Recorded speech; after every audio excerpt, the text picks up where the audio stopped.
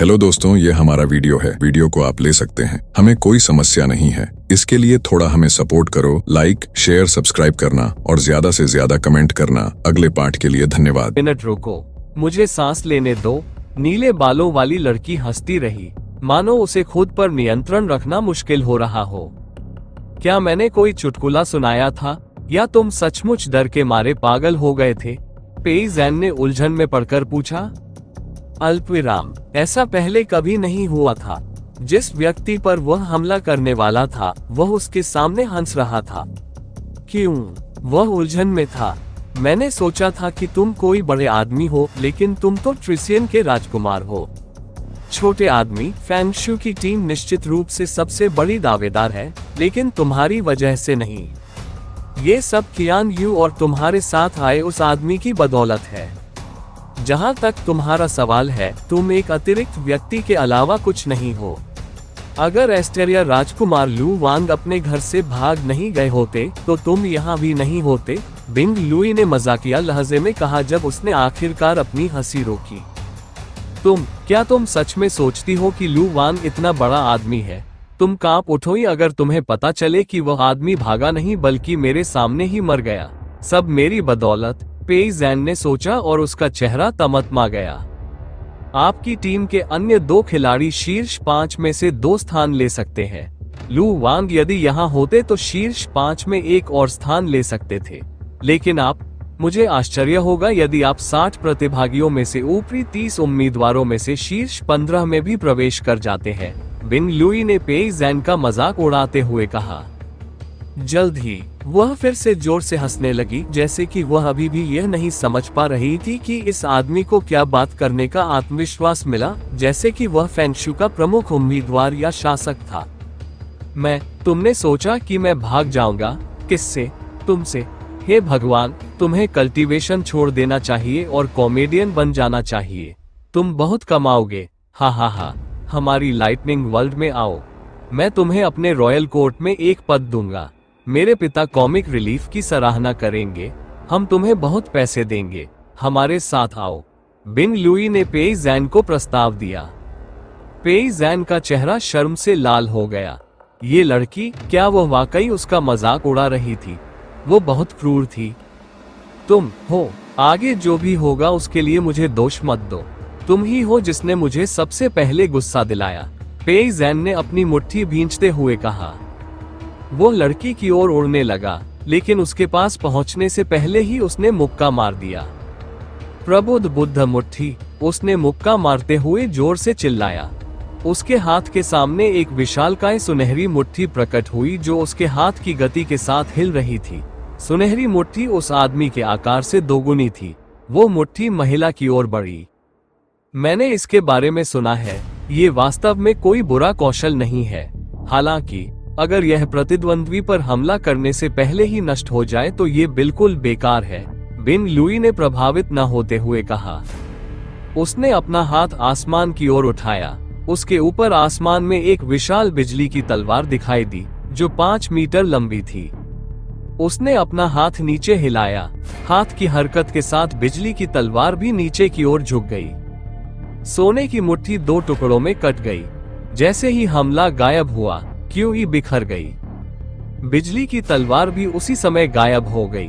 क्या तुम्हारे पास बस इतना ही है? बिंग लुई ने पेई जैन की ओर उपहासपूर्ण दृष्टि से देखते हुए कहा। लुई, वो इतना मजबूत नहीं लगता। चलो मैं उसकी देखभाल करता हूँ। वो कुछ खास नहीं है। उससे लड़ने से तुम्हारा समय ही बर्बाद होगा। लाल बालों वाले लड़के ने लड़की से कहा और एक कदम आगे बढ़ा। ये ठीक है, आपको इसकी जरूरत नहीं है। वो अपनी टीम में सबसे कमजोर हो सकता है, लेकिन मैं उसे कम नहीं आंकूंगी। बेहतर होगा कि मैं खुद उसे सबक सिखाऊं, बिंग लुई ने सुझाव को खारिज करते हुए कहा। पेई जैन पीछे खड़ा उनकी चर्चा सुन रहा था। अपने हमले के नष्ट हो जाने के बाद वह आश्चर्यचकित होकर हिलना बंद कर चुका था। हालांकि उसे डर नहीं लगा। उसे बस एहसास हुआ कि वह उसके साथ बच्चों जैसा व्यवहार नहीं कर सकता। हालांकि उसे गुस्सा आया कि वे उसके बारे में इस तरह बात कर रहे थे। ठीक है, अब मैं गंभीरता से लड़ूंगा। तुम्हें तैयार रहना चाहिए, पेई जैन ने हाथ हिलाते हुए कहा। उसके हाथ में एक काली तलवार दिखाई दी। हाँ, मैंने सुना है कि तुम एक तलवारबाज हो, एक तलवार साधक जो लू वान के बाद फेंगशू में सर्वश्रेष्ठ माना जाता है। मैं सोच रही थी कि तुम कब गंभीर होगे, बिंग लुई ने आंखें घुमाते हुए कहा। उसके हाथ में एक तलवार भी दिखाई दी जो चांदी के रंग की थी। तलवार की मूठ सफेद थी। मैं असली परीक्षण से पहले अपनी तरकीबें दिखाना नहीं चाहती, लेकिन अगर आप मुझे उन्हें इस्तेमाल करने के लिए मजबूर कर सके तो मुझे कोई आपत्ति नहीं होगी। आइए देखें कि आप सक्षम हैं या नहीं, उसने कहा और पेई जैन की ओर कदम बढ़ाना शुरू कर दिया। पेई जैन ने भी अपनी गति बढ़ा दी और लड़की की ओर बढ़ने लगा। उसकी तलवार के चारों ओर एक काली आभा छाई हुई थी जो खतरनाक लग रही थी। अल्पविराम। पेई जैन और बिंग लुई बिना किसी रोक टोक के गंभीरता से लड़ाई शुरू करने के लिए तैयार थे। महल के एक अलग हिस्से में दक्ष पेई जैन को खोजने की कोशिश कर रहा था। उसने महल के अधिकांश हिस्सों का इलाज कर लिया था, लेकिन वह उस आदमी को खोजने में असफल रहा। वह अभी भी उस क्षेत्र में नहीं गया जहां सम्राट रहा करता था। उस स्थान को छोड़कर जांच हेतु केवल कुछ ही स्थान शेष बचे थे। उनमें से एक है, उसने जल्द ही फेंगशू की टीम के एक और सदस्य को देखा। पहला व्यक्ति कियानदी राजकुमारी कियान यू था, जिसे उसने अपने कमरे में छोड़ दिया था। अन्य दो लोग ट्रिसियन प्रिंस और एक अन्य व्यक्ति थे। उसने कमरे में टीम के तीसरे व्यक्ति को पाया। वह व्यक्ति आराम से बिस्तर पर लेटा हुआ था, किसी भी चीज की परवाह नहीं कर रहा था। ट्रिसियन राजकुमार वहां नहीं है। क्या वह भी उस लड़की की तरह पीछे रह गया? ये बहुत कष्टप्रद है। मैं आखिरकार उनका कमरा खोजने में कामयाब रही और अब मुख्य आदमी गायब है, दक्ष ने निराशा में कहा। क्या तुम्हें खुश नहीं होना चाहिए? इसका मतलब है कि वह महल के किसी हिस्से में अकेला घूम रहा है। अगर तुम उसे ढूंढ सको तो तुम्हारे लिए उससे निपटना बहुत आसान हो जाएगा और किसी को पता भी नहीं चलेगा कि उसके साथ क्या हुआ। अब जब तुम्हें उसका कमरा पता चल गया है तो तुम जगह बदलकर वापस आ सकती हो, कसुन ने दक्ष से कहा जब वह उसके पास आए। ये भी सच है, दक्ष ने अपना सिर हिलाते हुए कहा। उसने जल्दी ही पूछा, ऐसा कैसे हो सकता है कि तुम अब ऐसी चीजें ले रहे हो जो मदद कर सकती हैं? क्या तुम्हें इसका विरोध नहीं करना चाहिए? यह जुन की तरह नहीं था। आमतौर पर वह उसे ऐसा न करने और बस चले जाने के लिए कहती। चूंकि जब मैं आपकी इच्छा के विरुद्ध कुछ कहूंगी तो आप मेरी बात नहीं सुनेंगे, इसलिए मैं आपकी मदद कर सकती हूँ कि आप क्या करना चाहते हैं। मैं कम से कम ये सुनिश्चित कर सकती हूँ कि आप इस तरह से कोई मूर्खतापूर्ण काम न करें, जुन ने आंखें घुमाते हुए कहा। उसके चेहरे पर एक बच्चे जैसा भाव था, मानो वो सचमुच सोच रही थी कि वो दक्ष की मदद कर रही है। यह अच्छी बात है, लेकिन इससे समस्या का समाधान नहीं होता। मुझे अभी भी उस आदमी को ढूंढना है, दक्ष ने चलते हुए कहा। उसने अपनी दिव्य इंद्रियों को फैलाए रखा ताकि पेई जैन को चूक न जाए। वो लंबे गलियारे से चलता रहा जब तक कि वो अंत तक नहीं पहुंच गया, जहां ये दो भागों में विभाजित हो गया। वह या तो बाएं या दाएं जा सकता था। ये दोनों रास्ते ऐसे थे जिनकी उसने जांच नहीं की थी। बायां रास्ता सम्राट के कक्ष तक ले जाएगा, फिर मैं पहले दायां रास्ता लूंगा, दक्ष ने बाईं और दाईं ओर देखते हुए कहा। वह अभी सम्राट से आमने सामने नहीं आना चाहता था। कौन जानता था, सम्राट शायद एक संत क्षेत्र साधक था। वो इतनी जल्दी अपने शरारत के मुखौटे की पहुंच का परीक्षण नहीं करना चाहता था। एक संभावना थी कि पेई जैन सम्राट के कक्ष की ओर चला गया होगा, लेकिन उसने ऐसा नहीं किया। उसे याद है कि टीमों के पहुंचने के बाद सबसे पहले गार्ड उन्हें सम्राट से मिलवाते हैं। इसका मतलब है कि तीनों लोग पहले ही बाईं ओर चल चुके थे।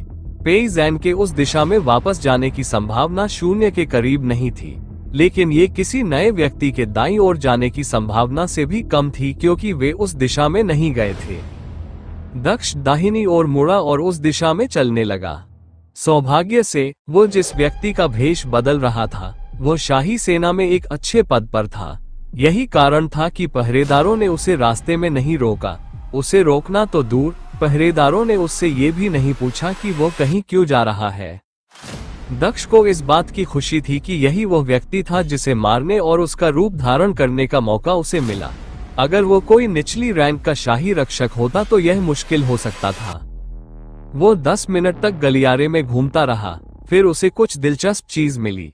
अपनी आध्यात्मिक समझ के दूर कोने से वो पेई जैन को देखने में सक्षम था। न केवल पेई जैन को, बल्कि उसने नीले बालों वाली लड़की और अन्य लोगों को भी देखा जिनके साथ वह कल आया था। दोनों पक्ष एक दूसरे के आमने सामने थे। ट्रिसियन राजकुमार और लाइटनिंग राजकुमारी दोनों के हाथ में तलवार थी। वो उन दोनों को एक दूसरे की ओर दौड़ते हुए देख सकता था। क्या उनमें कोई झगड़ा हो रहा है? दक्ष ने आश्चर्य से पूछा। लड़की उस लड़के से क्यों लड़ेगी? क्या उसने नहीं देखा कि फेंगशू की टीम सर्वश्रेष्ठ में से एक है?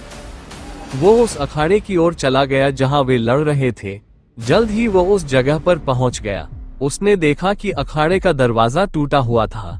उसने दूर से 2 बेहोश पहरेदारों को भी देखा। उसे ये समझने में देर नहीं लगी कि क्या हुआ था। किसी ने दरवाजा तोड़ दिया, शायद इसलिए क्योंकि उन्होंने उस व्यक्ति को अंदर आने से रोक दिया था। क्या वो लड़की थी? वह वाकई अनियंत्रित और घमंडी लग रही थी। मैं उसे उससे ऊपर नहीं रखूंगा, दक्ष ने दरवाजे को देखते हुए बुदबुदाया। किसी भी मामले में ये केवल 2 पक्षों में से एक हो सकता है जो लड़ाई में शामिल है। चूंकि एक पक्ष मेरा दुश्मन है, इसलिए मैं ट्रिसियन प्रिंस को दोषी ठहराऊंगा क्योंकि वो एक प्रमाणित कमीना है, उसने सोचा और वह भी कमरे के अंदर घुस गया। यह वो समय था जब पेई जैन और बिंग लुई की तलवारें आपस में टकरा गईं।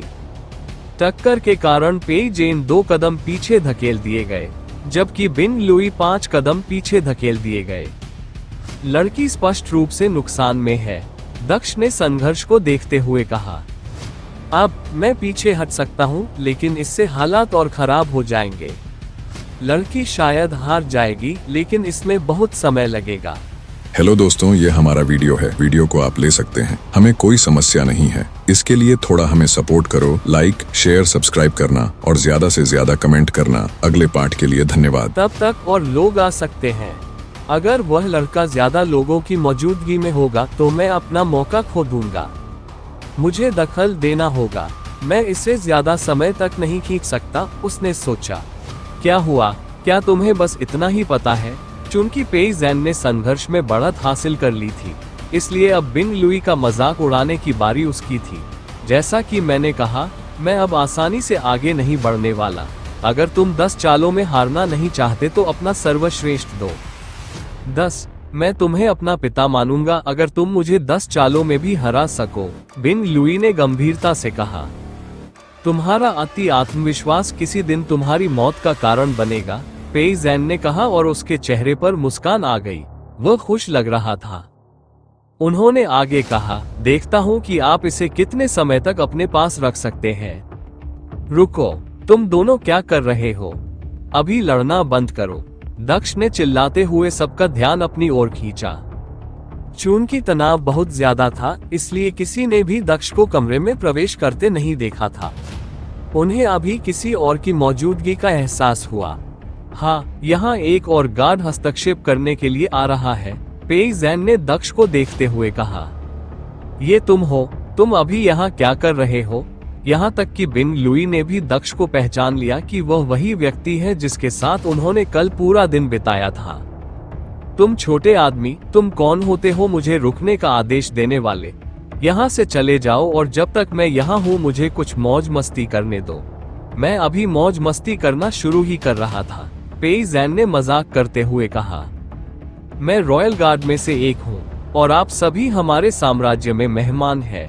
आपको हमारे रीति रिवाजों का पालन करना होगा। आपको लड़ने की अनुमति नहीं है, दक्ष ने बिना पीछे हटे जोर दिया। उसे इस लड़ाई को रोकना था इससे पहले कि यह हाथ से निकल जाए। तो क्या हुआ अगर ऐसा है? तुम सिर्फ एक गार्ड हो और मैं एक शाही मेहमान। अगर मैं नहीं रुका तो तुम क्या करोगे? क्या तुम मुझ पर हमला करोगे? पेई जैन ने आंखें घुमाई और उसके चेहरे पर एक मजेदार मुस्कान आ गई। तुम्हें बीच में आने की जरूरत नहीं है, पीछे हटो और मुझे इस लड़के को सिखाने दो। बिंग लुई ने भी यही बात कही। वह भी अब रुकना नहीं चाहती थी। उसे हार का सामना करना पड़ा था। अगर वे अब रुक गए तो यह उसकी हार होगी। उसे अभी भी भरोसा था कि वह पेई जैन को हरा सकती है। जैसा कि मैंने कहा, मैं तुम दोनों को लड़ने नहीं दे सकता। तुम्हें शाम को प्रतियोगिता शुरू होने तक इंतजार करना होगा। अगर तुम दोनों अभी लड़ते हो तो तुम में से एक घायल हो जाएगा और दूसरे को सजा के तौर पर अयोग्य घोषित कर दिया जाएगा। दक्ष ने उन दोनों को सूचित किया। क्या ऐसा कोई नियम नहीं होना चाहिए? मुझे पता होना चाहिए था, पेई जैन ने विश्वास न करते हुए कहा। तुम्हें नहीं पता इसका मतलब यह नहीं है कि ऐसा कोई नियम नहीं है। महामहिम ने हमें इस बारे में बताया है। मुझे नहीं लगता कि वे इस बारे में हमसे झूठ बोलेंगे, लेकिन अगर तुम वाकई इसका परीक्षण करना चाहते हो तो कर सकते हो, दक्ष ने हाथ जोड़ते हुए जवाब दिया। दक्ष के चेहरे पर आत्मविश्वास देखकर पेई जैन को भी लगा कि शायद ये सच हो। क्या ये सच हो सकता है? ये संभव है कि उन्होंने ये नियम ये सुनिश्चित करने के लिए बनाए हो कि ट्रायल से पहले कोई भी उम्मीदवार घायल न हो। अगर ऐसा होता तो अगर वो दुश्मन को घायल कर देता तो उसे अयोग्य घोषित कर दिया जाता और वापस भेज दिया जाता। उस स्थिति में वह निश्चित रूप से ऐसा नहीं कर सकता था। कई चीजें उसके अच्छे रैंक पाने पर निर्भर करती थी। अगर उसे अच्छा रैंक नहीं मिलता तो ये परेशानी वाली बात होती। वो इस इवेंट में हिस्सा लेने से पहले ही अयोग्य घोषित नहीं होना चाहता था। ठीक है, मैं तुम्हारी बातों पर विश्वास करूंगा, पेई जेन ने आंखें घुमाते हुए कहा। उसने बिंग लुई की ओर देखा और फिर कहा, तुम सचमुच भाग्यशाली हो कि ये नियम मौजूद है। कितनी निराशा है। मैंने सोचा था कि मुझे मजा आएगा। मुझे भी तुमसे यही कहना चाहिए। मुझे उम्मीद है कि रैंकिंग में तुम्हारा सामना मुझसे नहीं होगा, वरना तुम सच में देख पाओगे कि किसी लड़की द्वारा पीटे जाने पर कैसा महसूस होता है। बिंग लुई ने बिना पीछे हटे उसी तरह उत्तर दिया। पेई जैन ने अपना सिर हिलाते हुए जोर से हंसा। मैं वास्तव में आशा करता हूँ कि तुम मुझसे मिलने की अपनी इच्छा पूरी कर सको। वह जाने लगा तो जोर से हंसने लगा। दक्ष ने उस आदमी को जाते हुए देखा और वह भी उसके पीछे चलने लगा। रुको! बिंग लुई ने दक्ष को रोकने के लिए आवाज लगाई, लेकिन वह नहीं रोका। वो पेई जैन को नहीं भूल सकता था। बहुत दिनों बाद वह उसे ढूंढ पाया था। अगर वो अब उस आदमी को खो देता तो यह वाकई निराशाजनक होता। बिंग लुई को ये देखकर निराशा हुई कि दक्ष ने उसे अनदेखा कर दिया। उसने फिर से आवाज लगाई, लेकिन तब तक दक्ष हॉल से बाहर जा चुका था। चूंकि वे चले गए हैं, तो क्या हमें अपना प्रशिक्षण जारी रखना चाहिए? बिंग लुई दक्ष को रोकने के लिए उसके पीछे जाना चाहती थी, तभी उसे पीछे से एक आवाज सुनाई दी। लाल बालों वाले आदमी ने उससे एक सवाल पूछा था। ठीक है, हमारे पास प्रशिक्षण के लिए अधिक समय नहीं है। चलो अपना प्रशिक्षण जारी रखें। बाकी सब कुछ बाद में निपटाया जा सकता है, बिंग लुई ने कहा और उसने दरवाजे की ओर एक आखिरी नजर डालते हुए अपना सिर हिलाया। वो पुनः प्रशिक्षण पर लौट आए। वो कहाँ है? क्या वो मर गया या कुछ और हुआ? वो इतने लंबे समय तक चुप नहीं रह सकता था, कियांग यू ने असमंजस में कहा। वो अभी भी दक्ष के कमरे में थी, उस हमले का इंतजार कर रही थी जो कभी नहीं आया। वो अब बहुत उलझन में थी। वो ये भी सोचने लगी कि क्या दक्ष सचमुच चला गया है या वो अभी भी यहीं है। उसने कमरे में एक आखिरी नजर डाली और फिर अपनी आत्मा की तलवार को वापस अपने स्टोरेज रिंग में रख दिया। उसने अपनी सारी सुरक्षा व्यवस्थाएं कम कर दी और वह बेकार खड़ी रही। वह कुछ मिनट तक स्थिर खड़ी रही, फिर भी कोई हमला नहीं हुआ। उसे आखिरकार यकीन हो गया कि दक्ष यहाँ नहीं है। वह कमीना, उसने मुझे यहाँ लटका कर छोड़ दिया। वह कमरे से बाहर जाते हुए कोसती हुई चली गई। वह दक्ष को ढूंढना चाहती थी, लेकिन उसे नहीं पता था कि वह ऐसा कैसे कर सकती है। वह सम्राट से पूछने नहीं जा सकती थी। वह ये भी नहीं जानती थी कि जिस आदमी को वह ढूंढना चाहती थी वह कोई ऐसा व्यक्ति था जिसे न केवल वह बल्कि पूरा साम्राज्य ढूंढना चाहता था। वह एक ऐसा व्यक्ति था जिसकी खोज पूरे महाद्वीप में की जा रही थी, फिर भी कोई भी उसे सफलतापूर्वक ढूंढने में कामयाब नहीं हुआ था। उसने दक्ष को छोड़कर वापस चलने का फैसला किया। उसने अभी भी दक्ष से मिलने की उम्मीद नहीं छोड़ी थी। तुम मेरा पीछा क्यों कर रहे हो? पेई जैन ने दक्ष से पूछा, जो काफी समय से उसका पीछा कर रहा था। दक्ष चुपचाप उस आदमी का पीछा कर रहा था, लेकिन वो कुछ नहीं कर पा रहा था क्योंकि दालान में बहुत सारे गार्ड थे। वह उस आदमी के साथ किसी एकांत जगह पर रहना चाहता था। उस आदमी का सवाल सुनकर दक्ष दौड़कर उसके पास गया। मैंने सुना है कि आप एक राजकुमार हैं, दक्ष ने धीरे से कहा। हाँ, तो क्या हुआ? पेई जैन ने सहजता से पूछा। हालांकि वो गर्व महसूस करने से खुद को नहीं रोक सका। तो आप बहुत अमीर होंगे, है ना? दक्ष ने धीरे से पूछा। हाँ, मैं हूँ, आदमी ने गर्व से उत्तर दिया। दक्ष ने चारों ओर देखा, ये सुनिश्चित करने के लिए कि कोई वहां नहीं है। सुनिश्चित करने के बाद उसने धीमी आवाज में कहा, मेरे पास तुम्हारे लिए एक प्रस्ताव है। मैं आगामी रैंकिंग टूर्नामेंट के बारे में कुछ बातें जानता हूँ। मैं तुम्हें कुछ रहस्य बता सकता हूँ। यदि तुम उन्हें जानने के बाद तैयारी करते हो तो तुम निश्चित रूप से प्रथम रैंक प्राप्त करोगे। हम ऐसा रहस्य? पेई जैन दक्ष की बातें सुनकर हैरान हो गया। उसे जल्द ही सब कुछ समझ में आ गया। मैं समझ गया कि तुम क्यों पूछ रहे थे कि क्या मैं अमीर हूँ। दक्ष ने पेई जैन को आगामी टूर्नामेंट के बारे में कुछ रहस्य बताने की पेशकश की, जिससे पेई जैन हैरान रह गया। उन्होंने जोर से हंसते हुए पूछा, ऐसे रहस्य के लिए आपको क्या चाहिए? कोई खजाना, कोई साधना संसाधन या कुछ और? दक्ष ने लालची सेल्समैन की तरह हंसते हुए कहा, आप जानते हैं कि यह जानकारी कितनी कीमती है। मैं दूसरों से भी पूछ सकता हूँ और वे इसके बदले में मुझे कोई भी संसाधन दे देंगे। चिंता मत करो, तुम्हें दूसरों के पास जाने की जरूरत नहीं पड़ेगी। तुम सही व्यक्ति के पास आए हो। मैं कुछ भी खरीद सकता हूँ, बस मुझे कीमत बताओ, मैं तुम्हें खुश कर दूंगा। पेई जैन ने दक्ष से कहा, मैं चाहता हूँ कि तुम इसके बदले में कोई प्रस्ताव दो। तुम जानते हो कि इस जानकारी का क्या मूल्य होगा। कोई प्रस्ताव दो। अगर मैं खुश हुआ तो मैं तुम्हें इसके बारे में बताऊंगा। दक्ष ने अपने चेहरे पर एक उज्ज्वल मुस्कान के साथ उत्तर दिया। हाँ, चिंता मत करो, मेरे पास वही चीज है जो तुम्हें संतुष्ट कर सकती है, पेई जैन ने घोषणा की। उसने अपनी चेतना को अपने भंडारण वलय के अंदर भेजा और एक वस्तु को बाहर लाया जिसके बारे में उसने सोचा कि वो दक्ष को प्रभावित कर सकती है। ये शराब की एक बोतल थी। उसने शराब की बोतल दक्ष को दिखाई। यह क्या है? दक्ष ने उत्सुकता से पूछा। ये सचमुच एक दुर्लभ शराब है जिसे हमारे साम्राज्य के एक प्राचीन शराब विशेषज्ञ ने बनाया था। उसने केवल बोतलों में समा सकने लायक शराब बनाई थी। उसके बाद उसे अमर लोक में स्थान मिला। ये सचमुच एक दुर्लभ वस्तु है।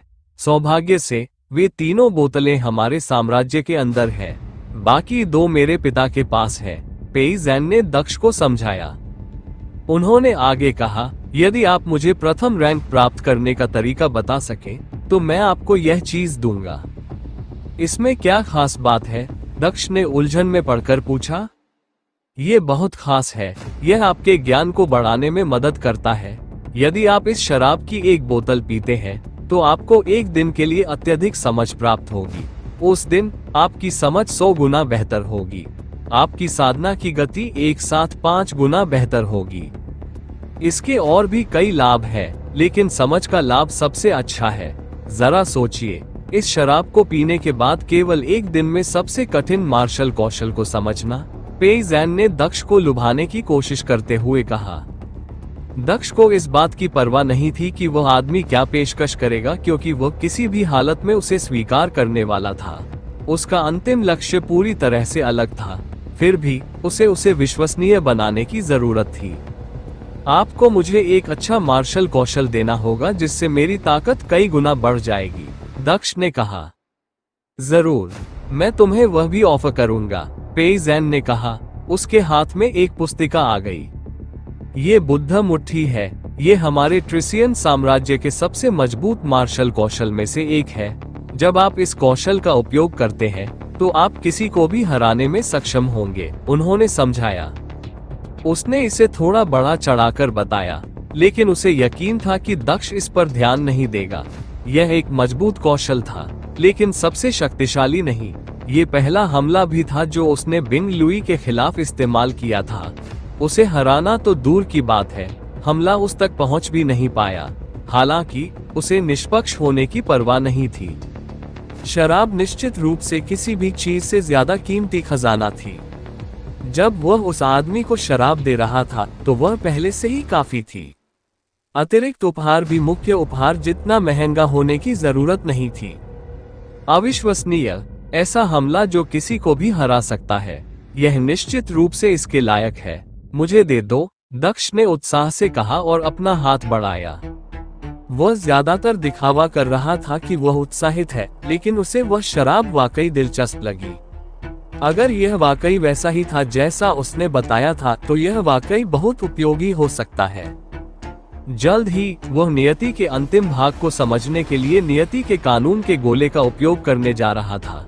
यदि वह उससे पहले इस शराब का उपयोग करता है, तो उसे अपनी समझ के समय को बहुत कम करने में सक्षम होना चाहिए। पेई जेन ने दक्ष को देखा और वह मुस्कुराया। शराब की बोतल और पुस्तिका उसके हाथ से गायब हो गई। अल्पविराम, तुम क्या कर रहे हो? दक्ष ने उलझन में पढ़कर पूछा। क्या तुमने सच में सोचा था कि मैं तुम्हें इतनी जल्दी ये दे दूंगा? पहले मुझे बताओ कि तुम पहले परीक्षण के बारे में क्या जानते हो और तुम प्रथम रैंक प्राप्त कर सकते हो। जब तक तुम मुझे सब कुछ बता दोगे, मैं तुम्हें वो चीजें दूंगा जिनका मैंने वादा किया था, पेई जेन ने कहा। दक्ष ने कुछ सेकंड तक उस आदमी को देखा। मुझे लगता है वह इतना मूर्ख नहीं है, उसने सोचा। उन्होंने जवाब देते हुए सिर हिलाया। ठीक है, मैं तुम्हें बताता हूँ कि तुम्हें जीतने में क्या मदद करेगा। एक चीज है जो तुम्हें पहला स्थान जीतने में मदद करेगी, वो है गोल्डन पोटैटो। गोल्डन आलू? पेई जेन ने असमंजस में पूछा। उसने आलू के बारे में तो सुना था, लेकिन ये सुनहरा आलू क्या है? तुम्हें पहले परीक्षण के बारे में नहीं पता है ना? दक्ष ने पूछा। हाँ, परीक्षणों की विषय वस्तु गुप्त रखी जाती है, केवल मेजबान ही जानते हैं। ये तभी बताया जाएगा जब इसके शुरू होने का समय होगा, लेकिन आप लोग तो जानते ही हैं क्योंकि आप लोग ही मेजबान हैं, पेई जेन ने समझाया। पहला परीक्षण एक खजाने की खोज है। मैं हाल ही में संयोग से ही इसके बारे में जान पाया हूँ। तब से मैं इस जानकारी का अपने लाभ के लिए उपयोग करने की कोशिश कर रहा हूँ, दक्ष ने बताया और उसके चेहरे पर एक मुस्कुराहट उभर आई। महामहिम के पास एक विशेष खजाने का क्षेत्र है। यह एक विशाल जंगल है। जंगल में दर्जनों सुनहरे आलू छिपे हुए हैं। यहाँ तक कि महामहिम को भी नहीं पता कि उनमें से कितने वास्तव में वहाँ है। केवल एक चीज जो हम जानते हैं वो ये है कि उन्हें ढूंढना वास्तव में कठिन है। कार्य सुनहरे आलू को ढूंढना है। रैंकिंग का निर्धारण 48 घंटों के बाद प्रत्येक व्यक्ति द्वारा प्राप्त आलू की संख्या के आधार पर किया जाता है। उन्होंने अपनी बात समाप्त की। तो तुमने मुझे ये जानकारी दे दी, मुझे इससे क्या लाभ होगा? क्या मुझे ये सब कुछ मुकदमे से कुछ घंटे पहले नहीं बताया जाएगा? जैसा कि तुमने कहा, मुझे अभी भी इन आलुओं को ढूंढना होगा जिन्हें ढूंढना मुश्किल है। यह एक बहुत ही बकवास मुकदमा है, पेई जेन ने निराश होकर कहा। वो सम्राट के पास जाकर उसके मुंह पर ही उसे कोसना चाहता था कि उसने ऐसा बचकाना मुकदमा क्यों चुना। दूसरी दुनिया के नेता इस तरह का पहला मुकदमा कैसे करवाने के लिए राजी हो गए? वो उन सभी को कोसना चाहता था। हम खजाने की खोज खेल रहे हैं। बहुत निराशाजनक है। मुझे लगा कि यह एक लड़ाई होगी। क्या इसका मतलब यह नहीं होगा कि उनमें से सबसे कमजोर को जीतने का मौका मिलेगा? उसने कहा। नहीं, तुम्हें उन्हें खोजने की जरूरत नहीं पड़ेगी। जैसा कि मैंने कहा, मेरे पास तुम्हें प्रथम रैंक दिलाने में मदद करने का एक तरीका है। इसके लिए तुम्हें अपनी एक उंगली भी नहीं हिलानी पड़ेगी। दक्ष ने मुस्कुराते हुए पेई जेन की ओर इशारा किया। तो मैं बिना कुछ किए शीर्ष रैंक प्राप्त कर सकता हूँ। ये कैसे संभव है? पेई जेन ने दक्ष से पूछा, उत्सुकता से कि उसकी योजना क्या थी। योजना सरल है। सुनहरे आलू खोजने के बजाय आप कुछ को अपने साथ अंदर ले जा सकते हैं। इससे आपको एक उच्च प्रारंभिक बिंदु मिलेगा। आप उन्हें अंत में उस व्यक्ति को वापस कर सकते हैं जो उन्हें इकट्ठा करना चाहता है। अगर ऐसा होता है तो आप जीत जाएंगे, दक्ष ने समझाया और उसके चेहरे पर एक मुस्कान आ गई। मैं और भी स्पष्ट कर दूं, हमारे महल में कुछ सुनहरे आलू हैं जो उस समय के दौरान एकत्र किए गए थे। उन सभी सुनहरे आलू को भंडारण में रखा गया है। भंडारण साफ साफ दिखाई देता है और उस पर बिल्कुल भी पहरा नहीं है। हम वहां से कुछ सुनहरे आलू ले सकते हैं। जब आप अंदर जाएं तो आप उन्हें अपने भंडारण रिंग में छिपा सकते हैं, और बाकी को कैसे संभालना है यह आपको पहले से ही पता होना चाहिए, उन्होंने कहा। जबकि दक्ष इस विधि का उपयोग करके पेई जैन को अपने साथ किसी एकांत स्थान पर ले जाने की कोशिश कर रहा था। पेई जैन कुछ और ही सोच रहा था।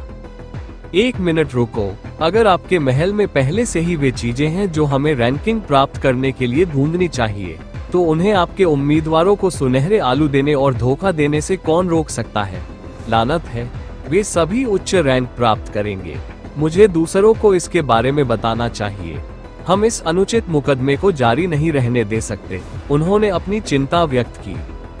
वो जानता था कि इस चाल से वह ऊंचा पद प्राप्त कर सकता है, लेकिन उसका पद इस दुनिया के उन उम्मीदवारों के पद से तुलना नहीं कर सकता था, जो इन आलुओं का स्टॉक होने पर और भी अधिक धोखाधड़ी कर सकते हैं।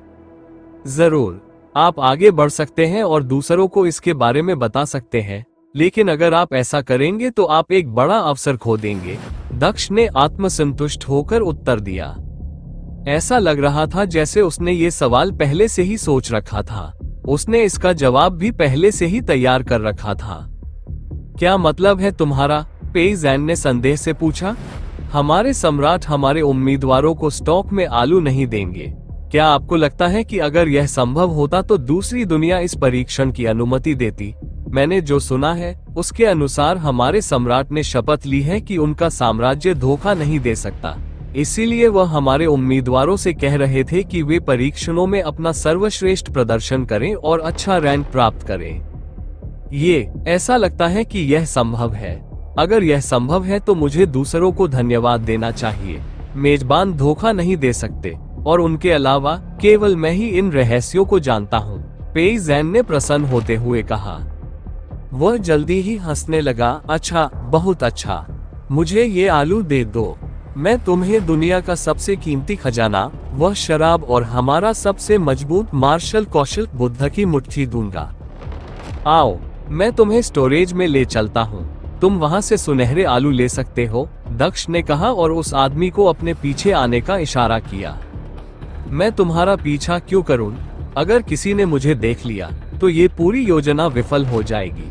तुम आगे बढ़ो और मेरे लिए सुनहरे आलू ले आओ। मैं यहाँ तुम्हारा इंतजार करूंगा। पेई जैन ने दक्ष का पीछा करने से इनकार कर दिया। ऐसा लग रहा था कि वह देखे जाने से डर रही थी। ये धोखा देने का एक बेहतरीन मौका था।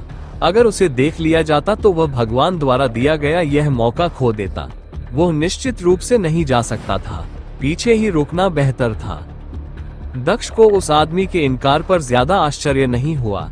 ऐसा लग रहा था जैसे उसे भी पहले से ही इसकी उम्मीद थी। ये संभव नहीं है। अगर आप ये चीजें लेना चाहते हैं तो आपको मेरे साथ आना होगा, दक्ष ने जवाब दिया। क्यों? आदमी ने पूछा। क्या तुम अकेले जाने से डरते हो या तुम बहुत आलसी हो? कोई नहीं। तुमने कभी सुनहरे आलू के बारे में नहीं सुना है ना? दक्ष ने आंखें घुमाते हुए पूछा। पेई जैन ने अपना सिर हिलाया। नहीं, मैंने नहीं किया। क्यों? बेशक तुम ऐसा नहीं करोगे। ये कुछ ऐसा है जो मैंने हाल ही में बनाया है। तुम कैसे सुन सकते थे? दक्ष ने सोचा, लेकिन उसके शब्द उसके विचारों से मेल नहीं खाते थे। इसीलिए तो तुमने मुझे उन्हें तुम्हारे पास लाने को कहा है। बात यह है कि सुनहरे आलू को उनके जीवन काल में केवल 2 बार ही भंडारण रिंग में रखा जा सकता है। यदि तुम उन्हें तीसरी बार भंडारण रिंग में भेजते हो तो वे नष्ट हो जाते हैं, दक्ष ने झूठ का एक और जाल बुनते हुए समझाया। पहली बार उन्हें उन लोगों द्वारा भंडारण रिंग में रखा गया था जो उन्हें विशेष क्षेत्र से बाहर लाए थे। अगर मैं उन्हें बिना पकड़े लाना चाहता हूँ तो मुझे उन्हें अपने भंडारण रिंग में रखना होगा, और अगर मैं ऐसा करता हूँ तो ये सीमा होगी, उन्होंने आगे कहा। इसके बाद आप उन्हें अंदर कैसे ले जाएंगे? यदि आप उन्हें अपने भंडारण रिंग में रखेंगे तो वे नष्ट हो जाएंगे। चेह, इतनी सारी सीमाएं, पेई जैन ने आंखें घुमाते हुए कहा। वो निराश हो रहा था। चाहे वो कितनी भी बातें कहे, दक्ष ने उल्टा ही कहा। उसके पास कुछ और विचार थे, लेकिन वह जानता था कि अगर उसे फिर से अस्वीकार कर दिया गया तो वो गुस्से में मर सकता है। दक्ष का अनुसरण करना आसान था। वो जल्दी ही सहमत हो गया। ठीक है, मैं तुम्हारे साथ चलूंगा। आगे चलो। अच्छा, थोड़ी दूर से मेरा पीछा करो ताकि रास्ते में पहरेदारों को पता न चले कि तुम मेरे साथ हो। स्टोरेज के पास कोई पहरेदार नहीं होगा। इसलिए तुम वहाँ करीब आ सकते हो, दक्ष ने पीछे मुड़ते हुए कहा। वह चलने लगा। पेई जैन कुछ दूरी से उसके पीछे पीछे चल रहा था, जिससे निश्चित रूप से ऐसा लग रहा था कि वह बस आराम से चल रहा था। अब जबकि दक्ष की योजना का पहला भाग पूरा हो चुका था, बस अब उस आदमी को एक खाली कमरे में ले जाना बाकी था। और तुम वापस आ गए। ऐसा क्यों लग रहा है कि तुम लड़ाई कर रहे हो? तुम्हारे कपड़े भी गंदे हैं। क्या तुम जमीन पर लेटे थे? कियान यू उसके कमरे में दाखिल हुई, जहां उनकी टीम का तीसरा व्यक्ति आलस से बिस्तर पर आराम कर रहा था। हाँ, मुझे अभी एक दिलचस्प लड़का मिला है, कियान यू ने जवाब दिया। एक आदमी जो तुम्हें जमीन पर गिराने में कामयाब हो गया। दिलचस्प है। मुझे मत बताना कि तुमने गुस्से में उसे मार डाला, आदमी ने हंसते हुए पूछा। नहीं, मैं तो उसे हरा भी नहीं सकती, कियान यू ने उत्तर दिया और उसके होठों से एक आह निकली। क्या तुम हार गए? कौन था वह? अंधेरी दुनिया से कोई? आदमी ने आश्चर्यचकित होकर पूछा। नहीं, मैं हारा नहीं हूँ, कियान यू ने उत्तर दिया। वो बिस्तर पर जाकर बैठ गई। जहां तक उस आदमी की पहचान का सवाल है, मैं भी तुम्हारे बारे में जानने को उत्सुक हूँ। दुर्भाग्य से मैं उस व्यक्ति के बारे में और कुछ पता नहीं लगा पाए। ठीक है, जल्द ही ट्रायल शुरू हो जाएगा। हम शायद उसे वहां देखेंगे। आप वहां अपना परिचय दे सकते हैं। मुझे ये बताना न भूलें कि वह कौन है। मुझे उस लड़के में काफी दिलचस्पी है, उस आदमी ने कहा। अपने विचार प्रस्तुत करने के बाद उस व्यक्ति ने अपना हाथ सिर के पीछे रखा और भी अधिक आराम से बिस्तर पर लेट गया। हाँ, जल्द ही मैं उसे फिर से देखूंगी, कियान यू ने बड़बड़ाया। तभी उसे पेई जैन की अनुपस्थिति का एहसास हुआ। उसने पूछा, पेई जैन कहाँ है? मुझे कैसे पता चलेगा? ऐसा नहीं है कि तुम में से कोई मुझे कुछ बताएगा। वह भी तुम्हारी तरह ही भाग गया। वैसे भी वह भी बच्चा नहीं है। मुझे यकीन है कि परीक्षण शुरू होने से पहले ही वह वापस आ जाएगा, आदमी ने सहजता से उत्तर दिया। मुझे आश्चर्य है कि पहला परीक्षण क्या होगा, उसने सोचा। मुझे लगता है कि इसका उद्देश्य लोगों की युद्ध शक्ति का आकलन करना होना चाहिए, कियान यू ने उत्तर दिया। वह भी नहीं जानती थी कि यह क्या है, फिर भी वो सामान्य विषय का अनुमान लगा सकती थी। हो सकता है, लेकिन मुझे संदेह है। अगर वे अब युद्ध शक्ति का परीक्षण करते हैं, तो वे दूसरे और अंतिम चरण में क्या करेंगे? मुझे लगता है कि वे हमें सीधे लड़ने नहीं देंगे। ये पूरी तरह से कुछ और हो सकता है, काले बालों वाले आदमी ने धीरे से कहा। हम केवल प्रतीक्षा कर सकते हैं, केवल मेजबान ही जानते हैं कि यह क्या होगा। हालांकि हमें जल्द ही पता चल जाएगा। किसी भी मामले में हम केवल शीर्ष रैंक प्राप्त करने का प्रयास कर सकते हैं, इससे कम कुछ भी नहीं, कियान यू ने स्वीकार किया। दक्ष लंबे गलियारों से होते हुए पेई जैन को महल के एकांत हिस्से में ले गया। यहाँ रॉयल गार्ड के रूप में अपने कार्यकाल के दौरान वह पहले से ही महल के अधिकांश भाग में घूम चुका था, सिवाय उस हिस्से के जहाँ सम्राट रहता था। इस प्रकार वह यहाँ की बहुत सी चीजों को जानता था। वह जानता था कि गार्ड कहाँ है और कहाँ नहीं है। वो उन जगहों को भी जानता था जहाँ पर बिल्कुल भी सुरक्षा नहीं थी और जो कमरे खाली थे। उसे पक्का पता था कि पेई जैन को कहाँ ले जाना है। दक्ष शहर के सबसे दक्षिणी हिस्से में चला गया। पेई जैन भी उलझन में था कि यह जगह वास्तव में कितनी दूर है। वो दक्ष के करीब चलना चाहता था और उसे हराना चाहता था। क्या उसने नहीं कहा था कि यह पास है? उन्हें इतनी देर तक क्यों चलना पड़ा? ये जगह वास्तव में कितनी बड़ी थी? दक्ष उस आदमी के चेहरे पर सभी भाव देख सकता था। उसकी दिव्य इंद्री उसके चारों ओर फैली हुई थी, जिसके माध्यम से वह उस आदमी पर नजर रख रहा था ताकि यह सुनिश्चित हो सके कि उसका पीछा किया जा रहा है। कुछ और मिनटों के बाद वो आखिरकार अपने गंतव्य पर पहुंच गया। वे एक गलियारे में थे जहां एक भी गार्ड दिखाई नहीं दे रहा था। दक्ष एक काले दरवाजे के सामने रुक गया। उसने दरवाजा खोला और पेई जैन पर एक छोटी सी नजर डालने के बाद अंदर कदम रखा। आखिरकार हम वहां पहुंच गए। मुझे लगा कि यह यात्रा कभी खत्म नहीं होगी, पेई जैन ने कहा जब उसने आखिरकार दक्ष को रुकते देखा। वो बिना किसी परवाह के कमरे की ओर भागा और दरवाजा खोलकर अंदर घुस गया। हम क्या? जैसे ही वो कमरे के अंदर घुसा, उसका चेहरा गुस्से से तमतमा उठा। ये कैसा मजाक था, ये कमरा तो खाली था। उसने जवाब पाने के लिए दक्ष को ढूंढने के लिए इधर उधर देखा, लेकिन दक्ष कहीं नहीं मिला। ये गंध कैसी है? जब पेई जैन दक्ष की तलाश कर रहा था तो उसे कुछ गंध महसूस हुई। यह एक अस्पष्ट गंध थी जो मुश्किल से ही महसूस हो रही थी, लेकिन वह इसे पहचानने में कामयाब। हेलो दोस्तों, ये हमारा वीडियो है। वीडियो को आप ले सकते हैं, हमें कोई समस्या नहीं है। इसके लिए थोड़ा हमें सपोर्ट करो, लाइक शेयर सब्सक्राइब करना और ज्यादा से ज्यादा कमेंट करना। अगले पार्ट के लिए धन्यवाद। रहा। हालांकि उसे इस गंध को पहचानने में थोड़ी देर हो गई थी। उसका सिर घूमने लगा और उसकी दृष्टि शून्य हो गई। वह वापस मुड़ा और यहाँ से निकल गया। दुर्भाग्य से वह ऐसा नहीं कर पाया। उसके शरीर की सारी शक्ति खत्म हो गई और वह लंगड़ा हो गया। वो कुछ भी देखने में सक्षम नहीं था। वह अपने शरीर को हिलाने में भी सक्षम नहीं था। उसके पास केवल उसकी इंद्रियां, गंध और सुनने की शक्ति थी। वह अपने शरीर में दर्द भी महसूस कर सकता था। क्लिक करें। जल्द ही उसे दरवाजा बंद होने की आवाज सुनाई दी। तुमने मेरे साथ क्या किया? उसने कमजोरी से पूछा। ओह, क्या तुम उस दरवाजे की बात कर रहे हो जिसे मैंने बंद कर दिया, या उस लकवाग्रस्त करने वाले जहर की बात कर रहे हो जिससे मैंने ये कमरा भर दिया? दक्ष चेन की मजाकिया आवाज उसके कानों में पड़ी। जहर? कमीने, क्या तुम्हें पता है कि तुम क्या कर रहे हो? अगर मुझे कुछ हो गया तो तुम्हें नहीं पता कि तुम्हारे साथ क्या होगा? पेई जैन ने पूछा और उसके दिल में एक खौफनाक डर बैठ गया। उसे पता था कि यहाँ वाकई कुछ गड़बड़ है। वह अपना शरीर नहीं हिला सकता था। अगर वह अपना हाथ भी हिला सकता तो वह ठीक होने के लिए कोई दवा खा सकता था, लेकिन वह ऐसा भी नहीं कर सकता था। अभी वह दक्ष की दया पर था। चिंता मत करो, मैं तुम्हारी पहचान के बारे में पूरी तरह जानता हूँ। वास्तव में मैं उससे भी अधिक जानता हूँ जितना तुम सोचती हो, दक्ष ने स्पष्टता से कहा।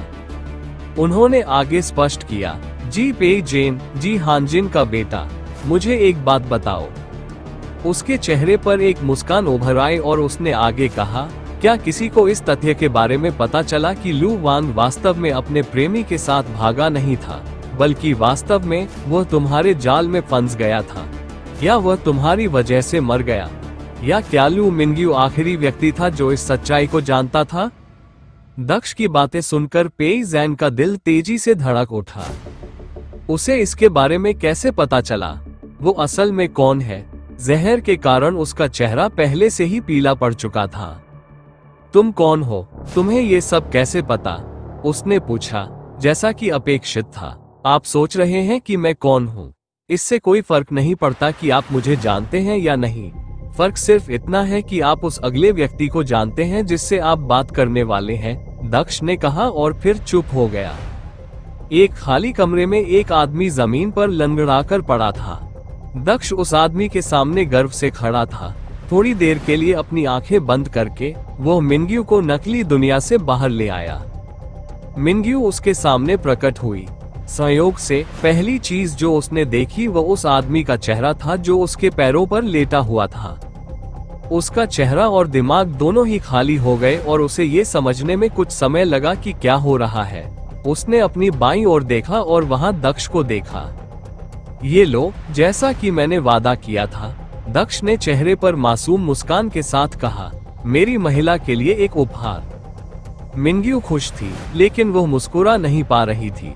अब उसके दिमाग में सिर्फ उसके भाई के ख्याल ही घूम रहे थे और उसके भाई का सपना पेई जैन के पैरों पर ऐसे लेटा हुआ था जैसे वो अब उसके पैरों में लेटा हो। वह इस पल का लंबे समय से इंतजार कर रही थी। उसने उस पल का सपना देखा था जब वो उसके पैरों पर खड़ा होगा। अब जब वो पल आ गया था तो वह बेहद अभिभूत थी, इतना कि वह काफी देर तक हिली भी नहीं। अल्पविराम। पेई जेन मिंग्यू के पैरों पर लेटा हुआ था। उसका शरीर लकवाग्रस्त था, इसलिए वह हिल नहीं सकता था।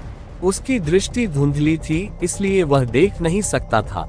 उसे नहीं पता था कि दक्ष किससे बात कर रहा था।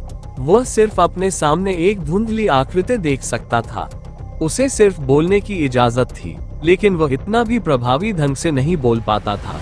लकवा और कमजोरी की वजह से वह चिल्ला भी नहीं पाता था। वह सिर्फ कमजोर ढंग से बोल पाता था।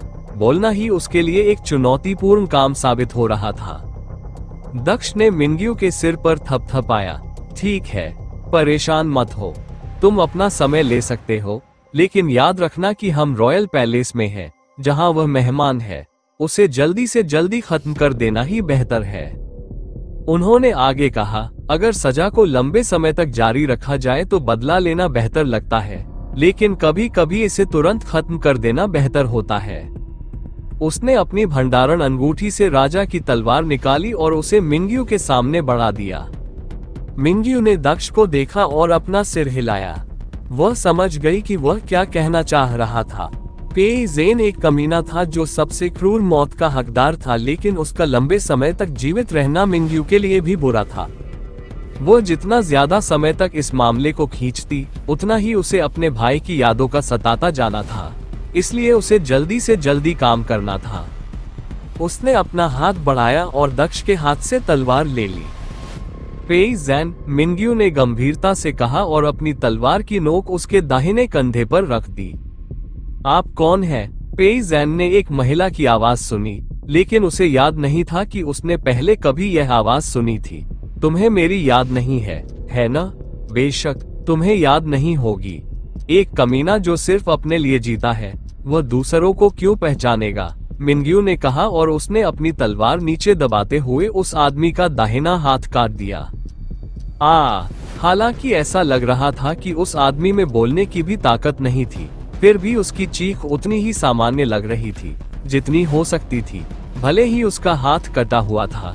उसकी आवाज में दर्द साफ झलक रहा था, जिससे वो एक सुअर की तरह रो रहा था जिसे काटा जा रहा था।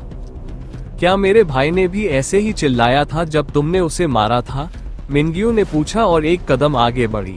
उसने फिर से अपनी तलवार उठाई और उसके दूसरे हाथ पर वार किया। एक और तेज चीख गूंजी जो पूरे हॉलवे में गूंज उठी। सौभाग्य से दक्ष ने सावधानी बरती ताकि यह आवाज उस कमरे से बाहर न जाए जिसमें वे थे। नहीं, मेरा भाई तुम्हारी तरह कायर नहीं था। मुझे यकीन है कि जब तुमने उसे मारा तो उसने दर्द से एक भी आवाज नहीं निकाली होगी, है ना? मिंग्यू ने कहा और अब वो उस आदमी के पैरों के करीब चली गई। भाई, आप कौन हैं? अपनी दर्द भरी चीखों के बीच वह आदमी एक सवाल पूछने में कामयाब रहा। रुको, तुम वही हो जो भागने में कामयाब हो गई, लू मिंग्यू, है ना? मुझे लगा कि तुम मर चुकी हो। तुम अभी भी जिंदा हो? पेई ज़ेन ने याद करते हुए पूछा। उसे सिर्फ एक ही व्यक्ति याद था जिसकी हत्या उसने की थी और जहां उसने गवाह छोड़े थे। मिंग्यू लू वान की बहन थी, जिसने उसे हत्या के स्थान पर देखा था। वह भाग गई थी। जब वो उसकी हत्या देखने के बाद भी उस स्थान पर वापस नहीं आई, तो उसने सोचा कि वह मर गई है। उसने अपने आदमियों को एस्टेरिया के शाही महल के आसपास रखा। कई वर्ष बीत गए, लेकिन मिंग्यू वापस नहीं लौटी, जिससे उसे उसकी मृत्यु का और अधिक भरोसा हो गया। वो मिंग्यू ही होगी, उसने सोचा। इन शब्दों का अन्यथा कोई अर्थ नहीं था। ठीक है, अंत में प्रतिशोध पाकर कैसा महसूस होता है? मिंग्यू ने उस आदमी की धारणा की पुष्टि करते हुए पूछा। तुमने मेरे बेखबर भाई को मारने के लिए पीक हेवन रियल्म कल्टीवेटर्स के एक समूह का उपयोग करते हुए वास्तव में खुद को बहुत मजबूत महसूस किया है ना? उसने फिर से वार किया, इस बार उस आदमी के दाहिने पैर को काट दिया। तुम मुझे वह ताकत फिर से क्यों नहीं दिखाते? उसने एक क्रूर रीपर की तरह पूछा। दक्ष पीछे हाथ जोड़कर खड़ा था। वह हस्तक्षेप नहीं करना चाहता था। यह मिंग्यू का क्षण था और उसे खुद ही यह करना था। उसे मिंग्यू का ये पक्ष आकर्षक लगा।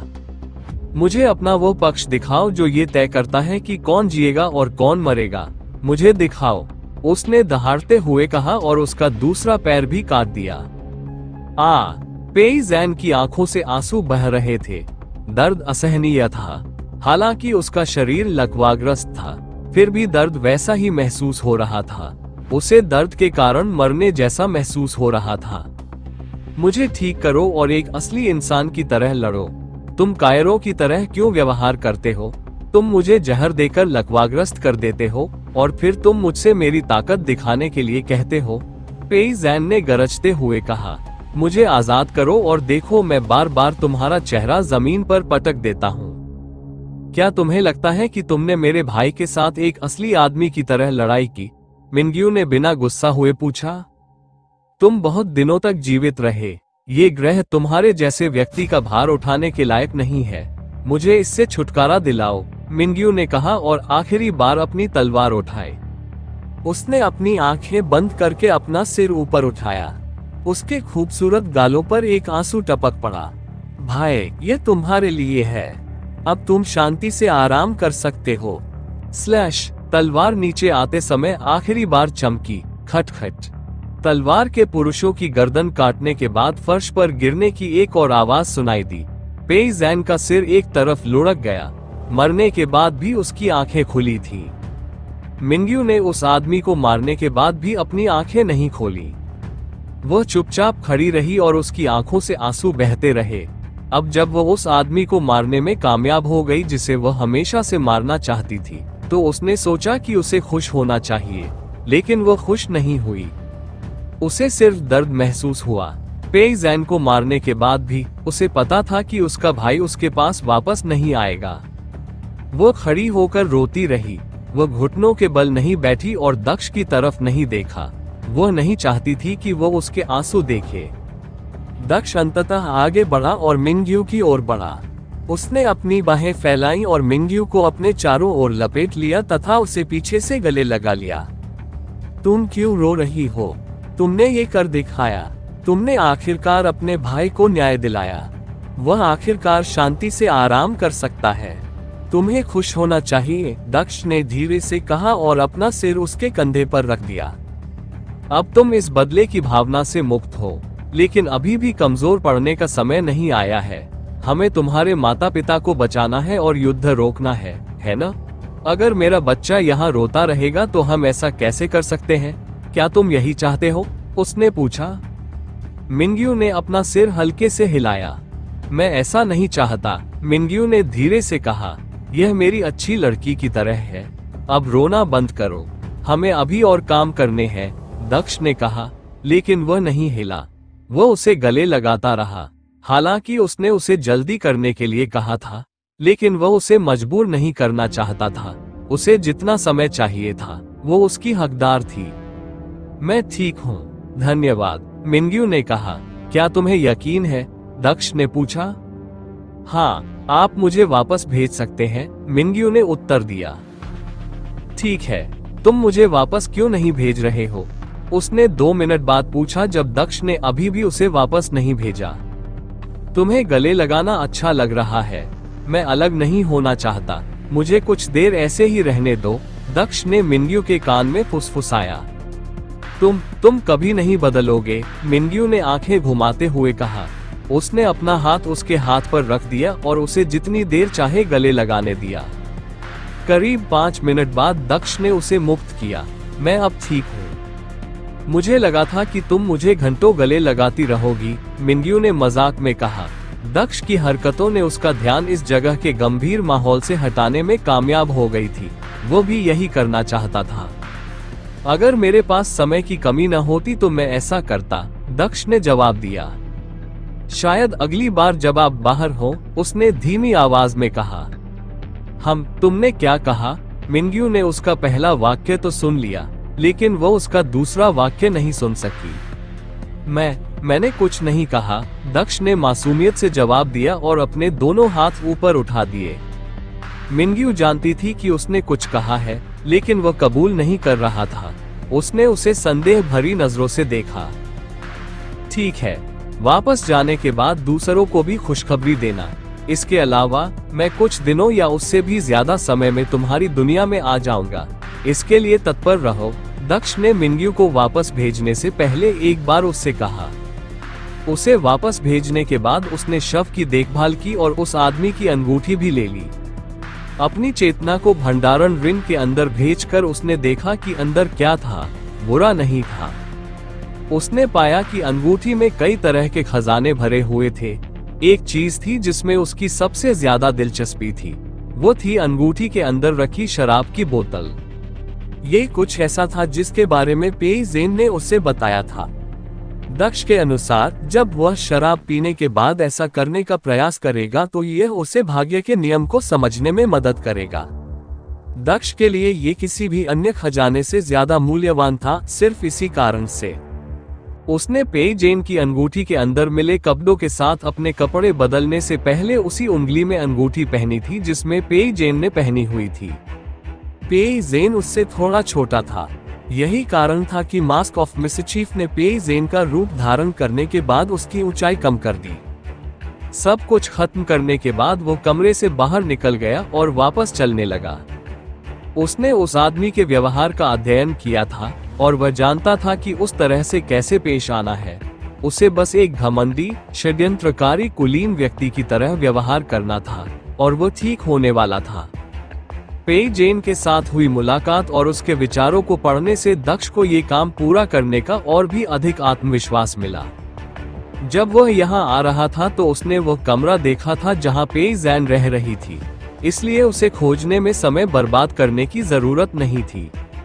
वो लंबे गलियारों से होते हुए उस जगह पर पहुंचा जहां उसने पेई जेन को देखा था। वो उस हॉल के पास पहुंचा जहां पेई जेन बिजली की दुनिया के उम्मीदवारों से लड़ने के लिए घुसा था।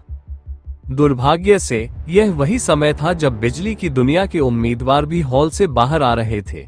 उन्होंने अभी अभी अपनी ट्रेनिंग पूरी की थी।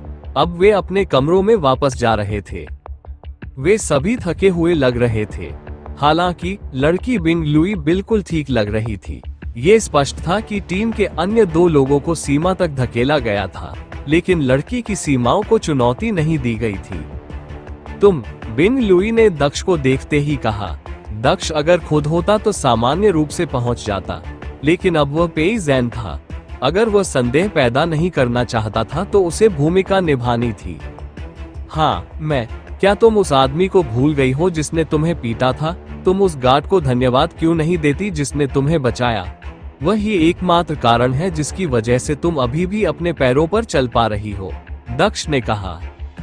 तुम कमीने, उसने तुम्हें बचाया, मुझे नहीं। हिम्मत हो तो वापस आओ और लड़ो, बिंग लुई ने दृढ़ता से उत्तर दिया। क्या तुम सच में ऐसा मानते हो? अपने दोस्तों से पूछो। अगर तुम इतने अंधे हो कि ऐसी बुनियादी चीजों के बारे में भी नहीं जानते तो उन्हें तुम्हारी मदद करनी चाहिए। ऐसा लगता है कि तुम अकेले हो जिसे अभी भी यह एहसास नहीं है कि तुम कैसे हारने वाले थे, दक्ष ने अपनी आंखें घुमाते हुए तर्क दिया।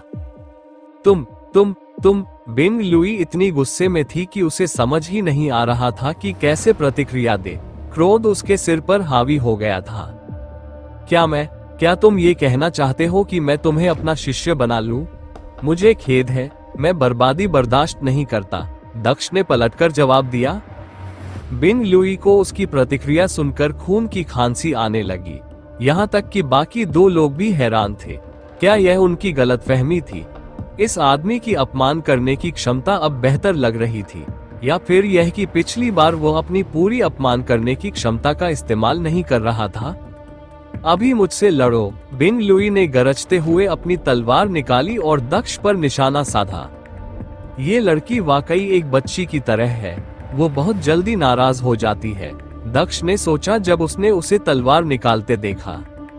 ऐसा मत सोचो कि मैं तुमसे लड़ना नहीं चाहता। अगर मैं लड़ सकता तो तुम अभी घुटनों के बल लेटकर मुझसे माफी मांग रही होती। दुर्भाग्य से अब मैं नियम जानता हूँ। मैं अयोग्य घोषित नहीं होना चाहता, दक्ष ने लड़की से कहा और अपनी आंखें घुमाई। आपके पास शीर्ष रैंक पाने का कोई मौका नहीं है, इसलिए आपको परवाह नहीं है।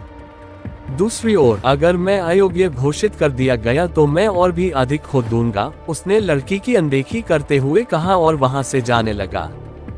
अब मेरा समय बर्बाद मत करो। अगर तुम्हें मौका मिले तो मुकदमे में मेरा सामना करो। बिंग लुई ने दक्ष को जाते हुए देखा। वह गुस्से से आग बबूला हो गई। वो उसके पीछे चलने के लिए एक कदम आगे बढ़ी। इंतजार, उसकी टीम के लाल बालों वाले आदमी ने उसे रोक दिया। एक तरह से वह सही है। अब उससे लड़ना बेकार है। अगर तुम जीत भी गए तो भी तुम अयोग्य घोषित हो जाओगे और तुम्हारे बिना हमारी रैंक और भी खराब हो जाएगी। इसलिए ऐसा मत करो। अगर उससे लड़ना तुम्हारी किस्मत में है तो तुम्हें जल्द ही मौका जरूर मिलेगा, उसने आगे कहा। किसी भी मामले में ट्रायल शुरू होने में ज्यादा समय नहीं बचा है। तुम सही हो, मुझे जल्दी करने की जरूरत नहीं है। मैं उसे जल्द ही देख लूंगा। बेहतर होगा कि उसे सबके सामने उसकी स्थिति दिखा दूं। बिंग लुई ने सिर हिलाते हुए कहा। उसने दक्ष की ओर देखना बंद कर दिया, जो उनसे दूर जा रहा था। वह अपने आदमियों के साथ चली गई। पेई जैन ने जिन गार्डों को पीटा था वे अभी भी बेहोश थे, लेकिन बिंग लुई और उनकी टीम उनकी परवाह नहीं करने वाली थी। वे बस बेहोश थे, इसलिए ये किसी भी मामले में चिंताजनक नहीं था। ऐसा नहीं था कि उन्होंने उन लोगों को पीटा था। दक्ष जा रहा था, लेकिन उसने अभी भी अपनी दिव्य इंद्री को उस लड़की पर बनाए रखा ताकि यह सुनिश्चित हो सके कि पागल महिला उस पर पीछे से हमला न कर दे। उन्हें जाते हुए देखने के बाद ही उसने अपनी दिव्य चेतना वापस ली। वो उस कमरे में वापस चला गया जहां उसने पहले पेई जैन के साथी को देखा था। वह पेई जैन और कियान यू के बारे में थोड़ा बहुत जानता था। ये सिर्फ वह आदमी था जिसके बारे में वह कुछ नहीं जानता था। वह जानता था कि उसे सावधान रहना होगा। किसी के यह अनुमान लगाने की संभावना बहुत कम थी कि वह वास्तव में पेई जैन नहीं था, क्योंकि यह असंभव लगता था। कोई भी यह सोच भी नहीं सकता था कि किसी ने वास्तव में पेई जैन को मार दिया और भागने के बजाय अपने कमरे में वापस आ गया। अगर वह चुप रहता तो उन्हें उसका व्यवहार अजीब लगता, लेकिन इसे पेई जैन की मौत से जोड़ना असंभव था। इसलिए उसे बस थोड़ा सावधान रहना था और मुसीबत में नहीं पड़ना था। वो उनके कमरे के दरवाजे पर पहुंचा। बस सुनिश्चित करने के लिए उसने एक बार फिर अपनी दिव्य इंद्रिय को फैलाया। क्या वह लड़की वापस आ गई? कमरे के अंदर लड़की को देखकर उसके चेहरे पर उलझन भरी नजर फैल गई। क्या उसने आखिरकार उसे ढूंढने का प्रयास छोड़ दिया है? सौभाग्य से ये छोटी सी बच्ची सम्राट के पास नहीं गई और उसे मुझे खोजने के लिए नहीं कहा। मुझे पता था कि ऐसा होने वाला है, लेकिन वह बहुत जल्दी वापस आ गई। मुझे लगा कि वह कम से कम पहले पूरे महल में मुझे खोजने की कोशिश करेगी। उसने सोचा और दरवाजा खोला। वो अंदर घुसा और एकमात्र बिस्तर के पास चला गया जो खाली था। वो तुरंत बिस्तर पर लेट गया। तुम समय पर वापस आ गए। मुझे लगा था कि हम तुम्हें सिर्फ ट्रायल में ही देखेंगे, काले बालों वाले आदमी ने दक्ष की ओर देखते हुए टिप्पणी की। मैं ऊब गया था। दक्ष ने अपने ढीले रवैये के साथ उत्तर दिया, सच है, ऐसा नहीं है कि इस जगह में कोई दिलचस्प बात है, इसीलिए मैं तुम दोनों की तरह नहीं गया। अब तुम भी वापस आ गए हो तो आराम करो। जल्दी ही परीक्षण शुरू हो जाएंगे, उसके बाद हमें बोर नहीं होना पड़ेगा। काले बालों वाले आदमी ने जवाब दिया। दक्ष उस आदमी का नाम भी नहीं जानता था, इसलिए उसने केवल अपना सिर हिलाया और अपने हाथ पीठ के पीछे रखकर आराम से बिस्तर पर लेट गया। कियान यू ने दक्ष को देखा। उसे नहीं पता था कि क्यों, लेकिन उसे ऐसा लग रहा था कि कुछ ठीक नहीं है। उसे नहीं पता था कि ऐसा क्यों हुआ, लेकिन उसे लगा कि पेई जैन में कुछ अलग है। वह जो खुशबू दे रहा था वह अलग थी। क्या यह उसकी गलतफहमी थी? उसने अपना सिर हिलाया और फिर उसकी तरफ देखना बंद कर दिया। आखिर वो उसकी परवाह क्यों करेगी? उसने उस आदमी पर ध्यान देना बंद कर दिया। तीनों अपने कमरे में आराम कर रहे थे। उनमें से कोई भी कुछ नहीं बोला। वहां सन्नाटा छा गया। काफी देर बाद दरवाजे पर दस्तक से सन्नाटा टूटा। मुझे लगता है कि अब समय आ गया है। काले बालों वाला आदमी मुस्कुराया। वो खड़ा हुआ और दरवाजे की ओर चलने लगा। दक्ष भी खड़ा हो गया। कियान यू भी जल्द ही उसके पीछे आ गया। ऐसा लग रहा था मानो सभी को पता था कि यह कौन हो सकता है। शाम हो चुकी थी। वे आसानी से अंदाजा लगा सकते थे कि यह वही व्यक्ति होगा जो उन्हें ट्रायल स्थल तक ले जाने वाला था। जैसे ही काले बालों वाले आदमी ने दरवाजा खोला, उसने बाहर एक नौकर को देखा। कृपया मेरे पीछे आइए, नौकर ने तुरंत कहा। उसने समझाने की भी जहमत नहीं उठाई। इसी तरह दूसरे लोगों ने भी कुछ नहीं पूछा और वे उस आदमी के पीछे चले गए। आखिरकार हम कुछ मजा कर सकेंगे, काले बालों वाला आदमी अपनी अंगुलियों को चटकाते हुए बुदबुदाया। कियान यू, क्यों न हम एक प्रतियोगिता करें?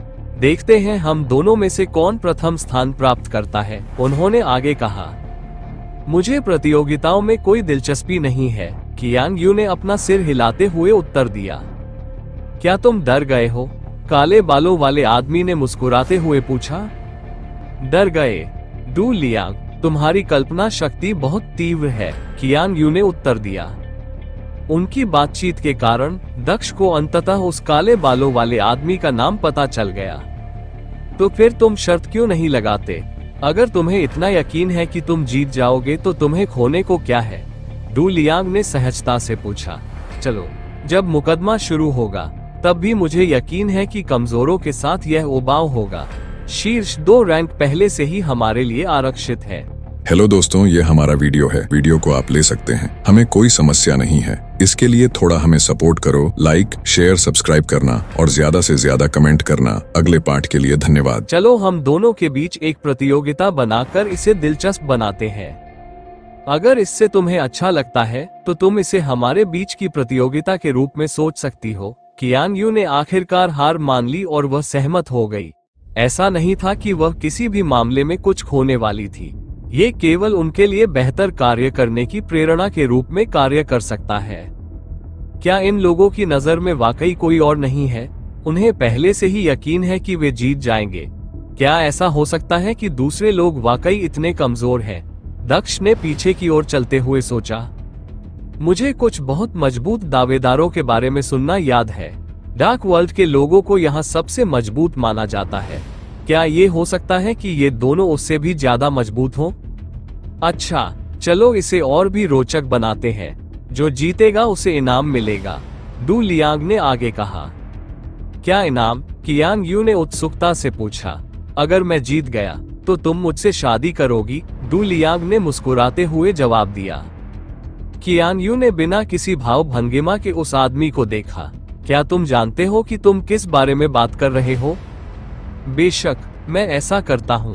बड़े पुरस्कार बेहतर प्रेरणा देते हैं, डू लियांग ने बताया। अगर मैं जीत जाऊं तो मुझे क्या मिलेगा? कियान यू ने पूछा। मेरे लिए सबसे बड़ी प्रेरणा क्या है? अगर मैं जीत गया तो तुम मुझसे शादी करोगी, और अगर तुम जीत गई तो मैं तुमसे शादी करूंगा। समझे? निष्पक्ष व्यापार, डू लियांग ने हंसते हुए उत्तर दिया। कियान यू के हाव भाव आखिरकार बदल गए जब उसने उस आदमी को असमंजस में देखा। क्या वह मूर्ख था? क्या बकवास है?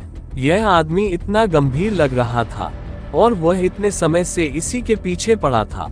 यार, आजकल ये जानना मुश्किल है कि किसी व्यक्ति के दिमाग में क्या चल रहा है। दक्ष भी ये शब्द सुनकर हैरान रह गया। मैं मजाक कर रहा हूँ, बेवकूफ। मेरी तरफ ऐसे देखना बंद करो, डू लियांग ने जोर देकर कहा और फिर जोर से हंस पड़ा। तुम्हारा चेहरा देखने लायक है। उन्होंने जल्दी ही अपनी बात जारी रखी। इसमें कोई शर्त लगाने की जरूरत नहीं है। तुमसे प्रतिक्रिया पाना मजेदार था। मैंने सोचा था कि जब मैं शादी के बारे में बात करूंगा तो तुमसे प्रतिक्रिया पा लूंगा, लेकिन वह योजना विफल हो गई। आखिरकार मैं प्रतिक्रिया पाने में कामयाब रहा, डू लियांग ने मुस्कुराते हुए बताया। क्या? कियान यू उलझन में लग रही थी। उसे समझ नहीं आ रहा था कि क्या हो रहा है। तुम बेवकूफ हो। तुम मुझसे बेहतर जानते हो कि मैं किस तरह का व्यक्ति हूँ, डू लियांग ने जवाब दिया। मैं एक ऐसा व्यक्ति हूँ जो केवल खेती करना और मजबूत बनना चाहता है।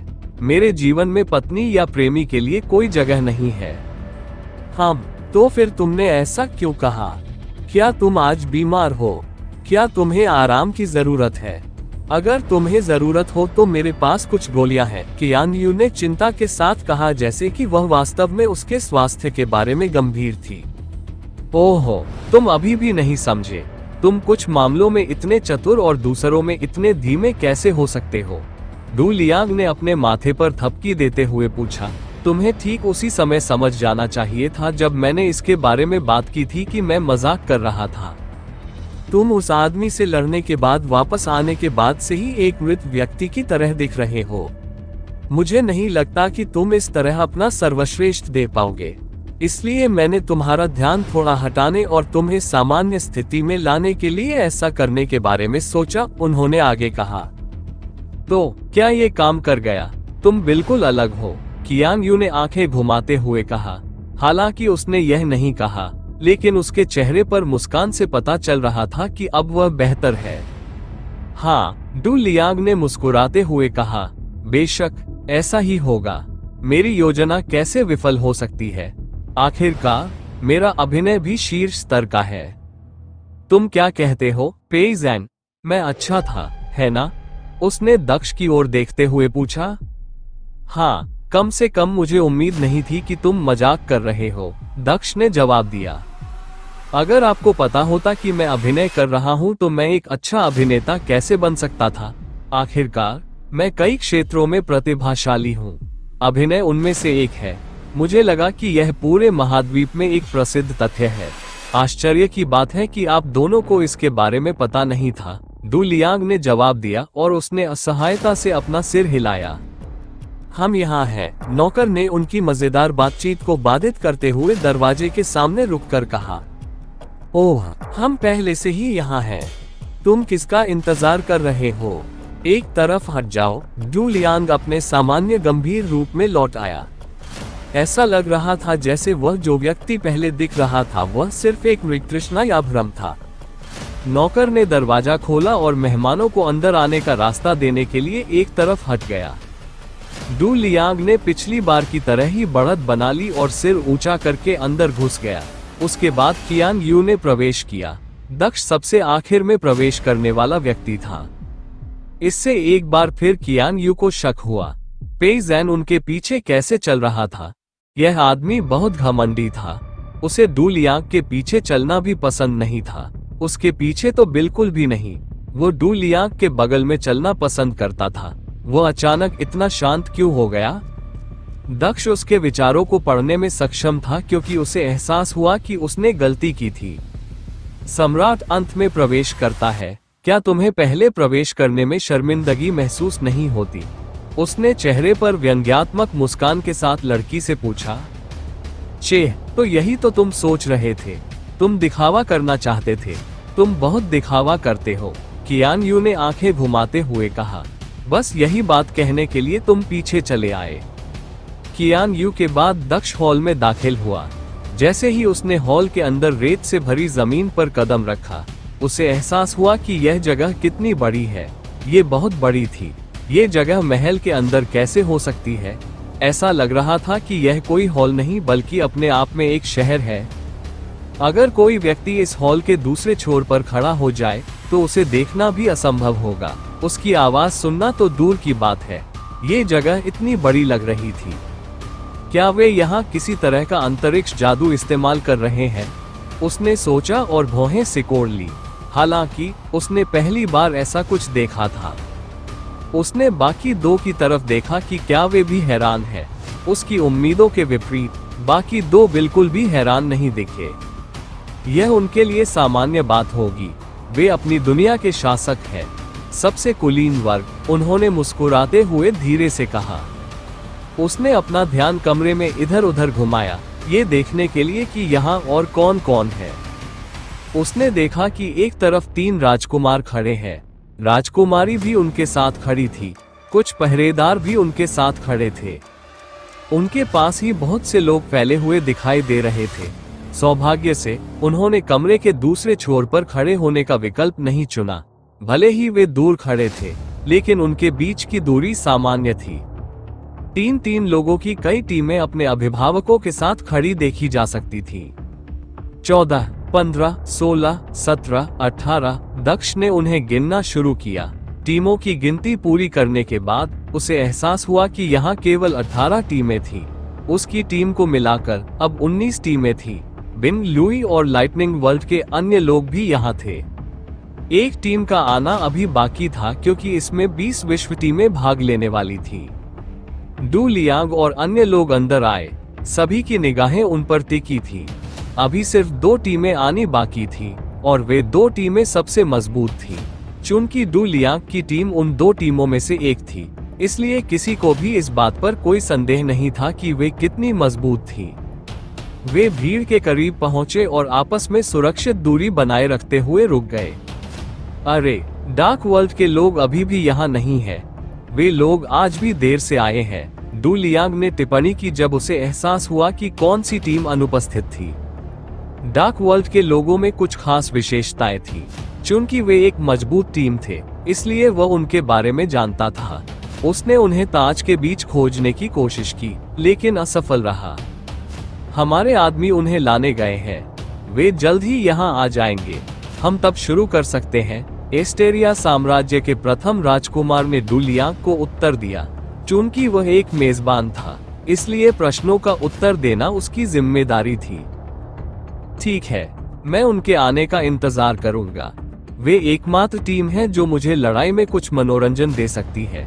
मैं आपको उनके बिना शुरू नहीं करने दूंगा, भले ही आप चाहें, डू लियांग ने मुस्कुराते हुए जवाब दिया। वैसे पहला चरण क्या है, युद्ध या कुछ और? उन्होंने पूछा। मैं क्षमा चाहता हूँ, लेकिन मैं इसका उत्तर नहीं दे सकता। मैं स्वयं भी नहीं जानता, केवल मेरे पिता ही जानते हैं, और उन्होंने हमें बताने से भी इनकार कर दिया। केवल वे ही वापस आने पर आपको इस बारे में उत्तर दे सकते हैं। क्राउन प्रिंस मेंग लुकी ने कुछ अनिच्छा से स्वीकार किया। हाँ, बुरा नहीं है। या तो वह वास्तव में चाहता है कि आप लोगों को मुकदमे में अतिरिक्त बढ़त न मिले, या आप झूठ बोल रहे हैं। जो भी हो, इससे मुझे कोई फर्क नहीं पड़ता, डू लियांग ने मुस्कुराते हुए कहा। बिजली की दुनिया से बिंग लुई दक्ष की ओर देख रही थी, जो डू लियांग के साथ खड़ा था। वो उनसे युद्ध करना चाहती थी। दक्ष ने लड़की को देखा और मुस्कुराया। जब लड़की ने उसे घूरा तो उसने उसे डराने के लिए आंख भी मारी। बिंग लुई हैरान रह गई जब दक्ष ने उसे आंख मारी। वो घृणा से एक कदम पीछे हटने से खुद को नहीं रोक सकी। दक्ष को उसकी प्रतिक्रिया सुनकर जोर से हंसने का मन हुआ, लेकिन उसने खुद पर नियंत्रण रखा। वो केवल 5 टीमों को पहचान पाया जो यहाँ मौजूद थी। 13 अन्य टीमें ऐसी थीं जिनके बारे में उसे कुछ पता नहीं था, और उसे यकीन था कि वह उनके बारे में पता नहीं लगा पाएगा। वह यहाँ सिर्फ अपनी टीम के साथ रहने आया था, ताकि उन्हें पेइज़ैन की कमी महसूस न हो। अगर ट्रायल में उसे लड़ने की जरूरत पड़ती, तो वह बहाने बनाता और रैंकिंग से बाहर निकल जाता। उसने बहाने पहले ही सोच लिए थे, और अगर लड़ाई के अलावा कुछ और होता, तो वो अच्छी रैंक पाने के लिए अपना सब कुछ झोंक देता। टीम में 3 लोगों की रैंकिंग ने दुनिया तय की कि रैंकिंग का अगला चरण कहां होगा। वह ये सुनिश्चित करना चाहता था कि यह मिंग्यू की दुनिया में हो। इसके लिए उसे अच्छी रैंकिंग की भी जरूरत थी। उसे उम्मीद थी कि किस्मत उसका साथ देगी। अगर ऐसा हुआ तो वह अपनी पूरी ताकत लगाकर यह सुनिश्चित करेगा कि उसे अगली परीक्षा के लिए मिंग्यू की दुनिया में जाने का मौका मिले। अल्पविराम। अगर किस्मत उसके साथ नहीं होती, तो वह वापस जाने के लिए और बहाने बनाने जा रहा था, लेकिन उसे यकीन था कि उसे जो भी दुनिया चुनी जाएगी, वहां जाना होगा। मिंग्यू की दुनिया में उसका प्रवेश अधिक सुलभ बनाने के लिए उसके साथ जाना बेहतर था। ये सब इस बात पर निर्भर करता है कि आगे क्या परीक्षण होगा। कमीने, बिंग लुई ने बड़बड़ाते हुए कहा जब उसने एक बार फिर दक्ष की ओर देखा, जब उसने उसकी ओर देखना बंद कर दिया था। कुछ मिनट और बीते थे कि दरवाजे फिर से खुल गए। दरवाजे से एक काली धुंध अंदर आने लगी, जो पूरे विशाल हॉल में फैल गई। धुंध जमीन से सिर्फ कुछ इंच ऊपर तैर रही थी। ऐसे दिखावटी, डू लियांग ने सूखी हंसी में अपना सिर हिलाया। क्या तुम्हें जलन हो रही है? तुम्हारी एंट्री भी ऐसी ही हो सकती थी, कियांग यू ने डू लियांग से कहा, जो उदासीन दिख रहा था, लेकिन फिर भी उस पर टिप्पणी कर रहा था। ये तो बेकार का दिखावा है। इन लोगों को इससे कुछ भी अच्छा हासिल नहीं होने वाला है, डू लियांग ने जवाब दिया।